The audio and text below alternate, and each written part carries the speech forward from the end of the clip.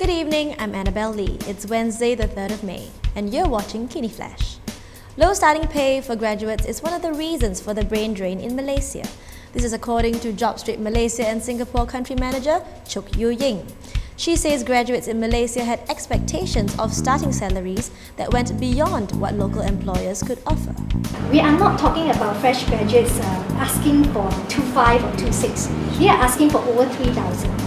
It's quite high. So you can see the expectation gap from one end to the other end is actually big.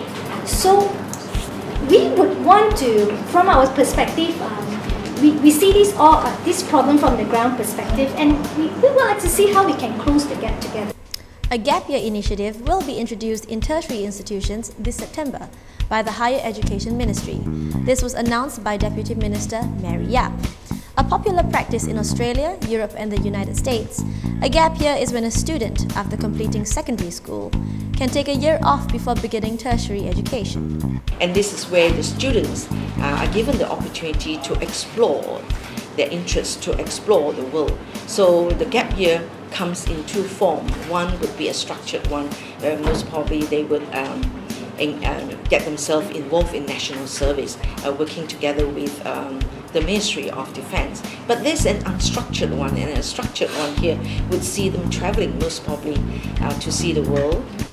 PKR Vice President Rafizi Ramli said he was glad that netizens were honest in their critiques of the three proposed Pakatan Harapan logo designs. If you haven't had the chance to see the designs, here they are. It's not surprising why many gave the designs an F. Harapan is seeking to register the coalition with the Registrar of Societies so it can contest under one banner in the forthcoming general election. A Turkish national who was feared to be abducted from a parking lot in Kuala Lumpur was actually arrested by the police. In a Twitter posting, Inspector General of Police Khalid Abu Bakar confirmed that T. Karaman and another Turkish national, I. Aslan, have been detained for activities that threaten national security. According to Khalid, the pair was detained under Section 1300 of the Penal Code, which is related to committing terrorist acts.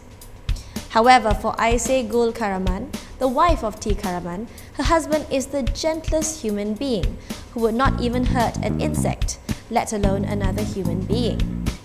Thus, his arrest by the police, allegedly for being involved in activities that threaten national security, boggles the mind of the 37-year-old Turkish housewife. Today is World Press Freedom Day, and Deputy Home Minister Nur Jazlan Mohamad claimed in an interview that news portal Malaysia Kini is a very biased media outlet. Nur Jazlan was responding to a question on critics against the government's plan to regulate the internet. Now, if the government was truly draconian, it would close down BFM. Do you think so? Yes, because BFM has been very vocal, in its content against the government. But we want that press freedom so that people have a balanced view. Malaysia Kini, very biased media. They've been around for 18 years, and the government has allowed them to operate. But they have to realize that they now suffer from news fatigue. People tuning into Malaysia Kini and its news, it's less and less every day because people are looking at alternative media. That's all from me today. For more videos, head to KiniTV.com. I'm Annabelle Lee. Thank you for watching and happy World Press Freedom Day.